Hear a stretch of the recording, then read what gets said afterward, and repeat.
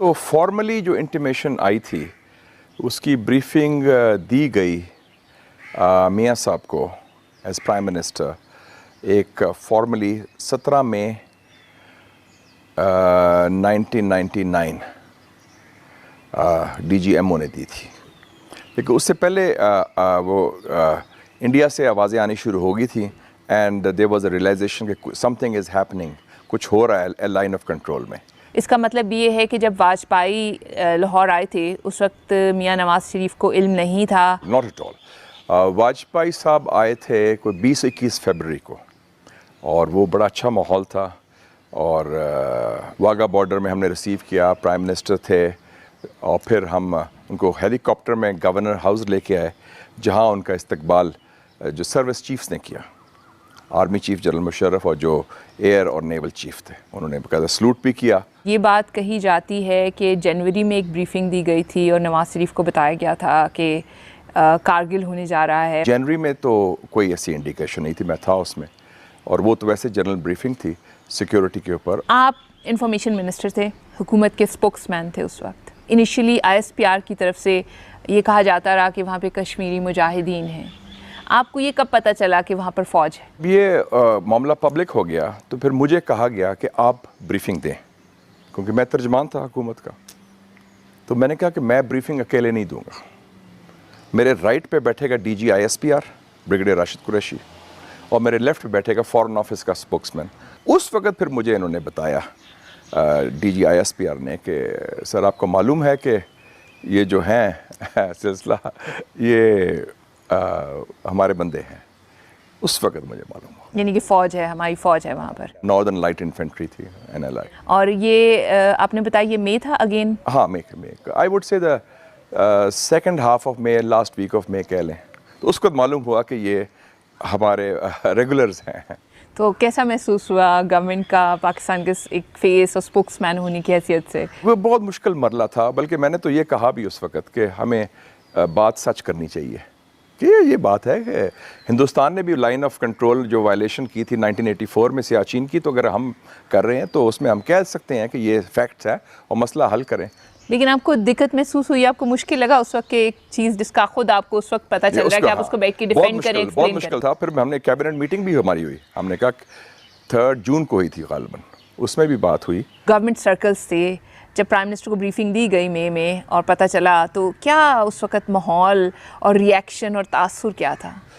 शौक का था और हैरानगी का था, और उसमें मेरा ख्याल में वो जो एक सिस्टम के अंदर एक तकसीम आनी शुरू हो गई थी कि ये तो पता नहीं कैसे कर लिया इतनी बड़ी चीज़ कि एक मतलब है कि हम एक तरफ वाजपेयी साहब को वेलकम कर रहे हैं और दूसरी तरफ हम जंग की तरफ जा रहे हैं तकरीबन। और बल्कि मुझे याद है डिफेंस सेक्रेटरी ने ब्रीफिंग दी थी कैबिनेट को, जनरल इफ्तिखार अली ख़ान, तो उन्होंने कहा था कि ये बड़ा गलत हुआ है और ये नहीं होना चाहिए था। आप प्राइम मिनिस्टर के बहुत करीब थे उन दिनों, प्राइम मिनिस्टर ने आपसे कुछ शेयर किया कि उनको कैसा महसूस हुआ? शौक भी था और एक मायूसी भी थी कि हम एक डगर पर जा रहे थे मुज़ाकरात के, एक प्रोसेस शुरू हुआ था और हिंदुस्तान का वज़ीर आज़म आपके मुल्क ख़ुद चल के आया और एक नई सिचुएशन, न्यूक्लियर पावर्स थे, तो उसके बाद सडनली ये हम एक नए इतने बड़े बुरान में फंस गए हैं जिसका नतायज हम कंट्रोल नहीं कर सकते। दबाव कितना था? दबाव तो इंटरनेशनल था बेसिकली। हमारे nerves were strong, we were a nuclear power, हमें पता था, और हमें पता था कि क्या रेड लाइंस हैं कि हिंदुस्तान वो रेड लाइंस क्रॉस नहीं करेगा, ये मुकम्मल कन्वेंशनल वॉर नहीं होगी। क्या ऐसी बात हुई कि पाकिस्तान की जो न्यूक्लियर वेपन्स हैं उनको मोबिलाइज किया जाए? No, not at all, absolutely not. Nuclear factor did not come into play, या किसी ने सोचा भी उसका हो कि ये, पहले तो बात है कि अभी तो जंग ही नहीं शुरू हुई थी, अभी तो स्कर्मिशेस हो रही थी, क्लैशेस हो रहे थे बॉर्डर पे, तो हिंदुस्तान पाकिस्तान की जंग तो कोई नहीं थी, तो न्यूक्लियर का तो सवाल ही पैदा नहीं होता कि किसी भी सिचुएशन में से सोचा जाए, और ये बात दोनों तरफ से थी। जुलाई 1999 में नवाज शरीफ जो हैं वो US गए। अमेरिका जाने से पहले उनकी अपनी कैबिनेट के साथ कोई मुशावरत हुई? नहीं, मुझे सिर्फ इंटीमेशन आई। मैं उस वक्त जब वो जा रहे थे, मैं उस वक्त अपने फैमिली के साथ नथिया गली में था। समझा जाता है बहुत एब्रप्टली सब कुछ हो गया और वो अचानक से चले गए। तैयारी हो रही थी, और अगर आपको याद होगा कि उससे पहले भी GHQ का राब्ता था विद द अमेरिकन्स। ये उनकी आशीर्वाद के साथ गए थे। जनरल मुशर्रफ उनको सी ऑफ करने आए। नवाज शरीफ यहाँ से गए तो क्या कुछ बातें ऐसी थी जो तय की गई थी कि जो जाके उन्हें करनी थी पाकिस्तान के बिहाफ पे और नहीं की गई? वो उस लेवल पर हुई होंगी उनकी आर्मी चीफ के साथ जो मुलाकात थी, क्योंकि basically it was a military issue. और अब ये इशू था कि चूँकि अब eyeball to eyeball confrontation का ख़तरा था, तो उनकी आपस में मुशावरत जो भी हुई उस लेवल पर हुई। मुशर्रफ ये कहते हैं कि एक बहुत ही जीती हुई किस्म की जंग या सिचुएशन थी, लेकिन सियासी क़यादत की कमज़ोरी की वजह से वो शिकस्त में तब्दील हो गई। नहीं, मैं ऐसे जम्पशन से एग्री नहीं करता, बल्कि मैं समझता हूँ कि हमारा कारगिल में हमने वही गलती की जो 1965 में हमने गलती की थी, कि इंस्टीट्यूशनलाइज्ड डिसीजन मेकिंग हमारे यहाँ नहीं, कि इदारती फ़ैसला करना मशावरत के साथ और फिर इत्तफाक राय होता है, फिर आगे लेके चलते हैं। 65 वॉर में भी 12 डिवीज़न है मरी में, 4-5 लोग थे उधर, अयूब खान साहब थे, और वही इधर भी हुआ, 3-4 लोग थे, फैसला कर लिया। और अजम्पशन भी वही थी। 65 वॉर की जो अजम्पशन थी वो आपने 1999 में वही दोहराई कि हम जो मर्ज़ी करेंगे, हिंदुस्तान उसका रिएक्शन उस तरह नहीं होगा। आपको लगता है कि जो कश्मीर पे पाकिस्तान का स्टांस था उसे नुकसान पहुंचा? यस, कश्मीर को मुंसलिक हो गया दहशतगर्दी के साथ। हिंदुस्तान ने अमेरिका से कुर्बत बना ली और अमेरिका की टिल्ट होगी टुवर्ड्स इंडिया। वो टिल्ट वहाँ से शुरू होती कारगिल से, और इधर अपने सबसे बड़ी बात है, what is the most important thing, loss of lives. हमारा बड़ा नुकसान हुआ, जानी नुकसान हुआ। हमने केटर नहीं किया था, जो लोग ऊपर बैठे थे सप्लाईज नहीं पहुंचा सके थे। हमारा ख्याल ही नहीं था। इंडिया तो बोफर्स गन लेके आ गया, एयरफोर्स लेके आ गया। उनका ख्याल था कि थोड़े से होगा। तो ये तो बड़ी फ्लॉड अजम्पशंस थी। किसी ने बड़ी अच्छी बात की थी, मुझे एक फ़ौजी मिला, सीनियर बंदा, 17 मई की ब्रीफिंग के बाद। मैंने कहा क्या असेसमेंट है, क्या हो रहा है? कहते सर या कोर्ट मार्शल होगा या मार्शल लॉ होगा। 3-4 लोग जनरल्स जिन्होंने कारगिल किया था, क्या उनकी अकाउंटेबिलिटी हुई? कोई अकाउंटेबिलिटी पाकिस्तान में अकाउंटेबिलिटी कभी नहीं होती जो हुकूमत में है। अकाउंटेबिलिटी सिर्फ लावारसों की होती है, मजलूमों की होती है, मुखालफिन की होती है। आजकल तो लोग कहते हैं सियासतदानों की भी काफ़ी वो सियासतदान जो हिज़्ब इख्तिलाफ में है। क्यों नहीं हो सकी अकाउंटेबिलिटी? हमारे दोगले मेयार हैं और हम खौफज़दा हैं at the top level also. हमारे तो इतना जो खामोशी से खुफिया फैसले होते हैं, हम तो अपनी साय से डरते हैं। इतने 100 जानें ज़ाया हुई, इसमें इंटरनेशनल प्रेशर आया। Lives of the people of Pakistan, जाने चाहे सिविलियन की हो या वर्दी वाले की हो, जान is the most precious possession. और वैसे भी जिसमें मुल्क का भी नुकसान हुआ, लेकिन रिस्पॉन्सिबिलिटी फिक्स नहीं हुई और कभी भी नहीं फिक्स हुई। लेकिन ये काम तो सियासतदानों का था। मतलब प्राइम मिनिस्टर को अगर ब्रीफिंग भी 2-3 महीनों के बाद मिल रही थी, तो क्या ये उन पे ओनस नहीं था कि वो कमीशन बनाते? उनका इरादा बन रहा था, लेकिन वो उससे पहले ही मामला थी। लेकिन ये मैं समझता हूँ होना चाहिए था, यस, क्योंकि आफ्टर ऑल एक जो भी है इन द ड्राइविंग सीट, वो ऐसे फैसले होने चाहिए बर वक्त। इंडिया दावा करता है कि कारगिल में पाकिस्तान के जो फ़ौजी मारे गए थे, पाकिस्तान ने उनकी लाशें लेने से भी इनकार कर दिया था।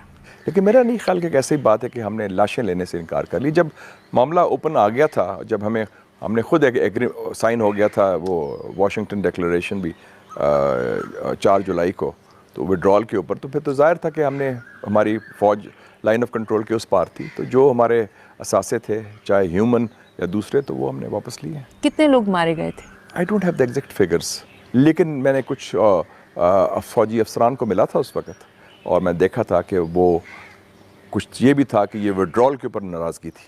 विड्रॉल पे तो बाद में काफ़ी खफकी थोड़ी सी रही कि नहीं पूछा, बताया नहीं गया। अपेरेंटली लगता है ऐसा है कि फ़ौज कुछ और एक्सपेक्ट कर रही थी कि शायद नवाज शरीफ वहाँ जाएंगे तो कुछ और बात करेंगे। मैं ख्याल, लेकिन जिस तरीके से वो विड्रॉल में भी काफ़ी कैजुअल्टीज़ हुई थी, क्योंकि वो हाइट से आ रहे थे और कई जगह दे वर सिटिंग डक्स, उसका एक रिएक्शन हुआ था among the middle and senior एशेलॉन्स।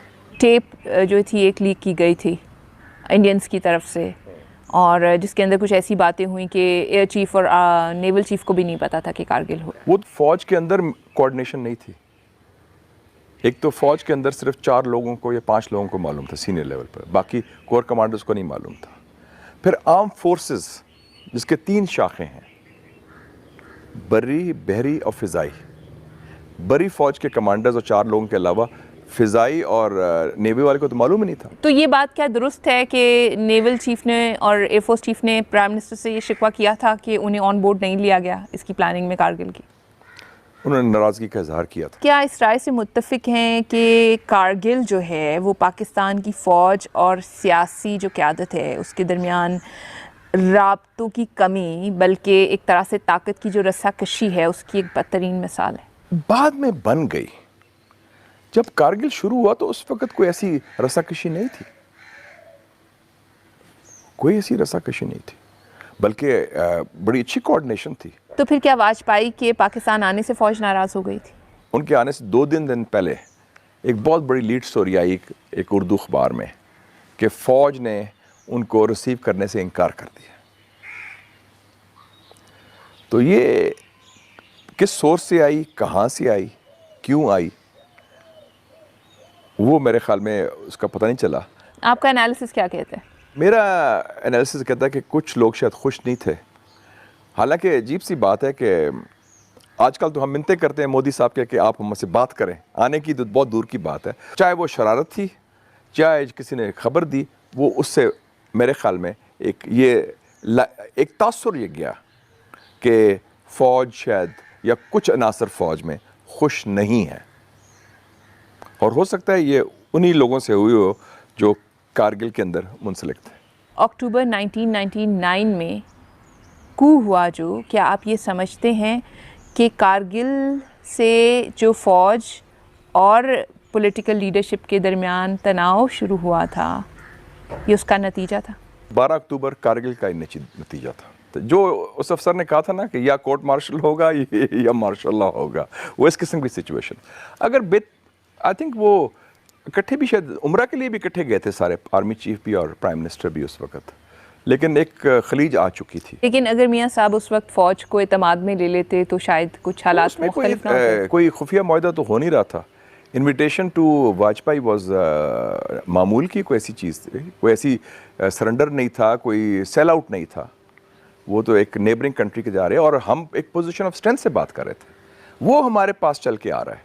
Kargil के बाद मुशर्रफ की और नवाज शरीफ की पर्सनल केमिस्ट्री कैसी थी? ज़ाहिर एक सस्पिशियस था, सस्पिशन कह लें ज़रा, वो एक खलीज तो आई हुई थी। क्या समझते हैं कारगिल का इस जो रीजन है उस पर क्या इम्पैक्ट रहा और पाकिस्तान पे क्या उसका असर हुआ? कारगिल का ये था कि it was a setback internationally diplomatic हवाले से, एक तो हमारी क्रेडिबिलिटी के हवाले से, एक कश्मीर के हवाले से, और एक पाकिस्तान अमेरिकन ताल्लुकात के हवाले से कि जो अमेरिकन टिल्ट है वो हिंदुस्तान की तरफ चला गया। इंटरनली तो फिर वो यही हुआ ना कि जो डिफरेंसेस थे वो बढ़ गए, लेकिन उसके बाद मेन था नेशनल सिक्योरिटी जो डिसीजन मेकिंग है, हमें चाहिए था lessons should have been learned, और ताकि सिविल और मिलिट्री क़यादत on national issues should be on the same page, और उसकी ज़रूरत अब भी है, उस वक्त भी थी और हमेशा रहेगी।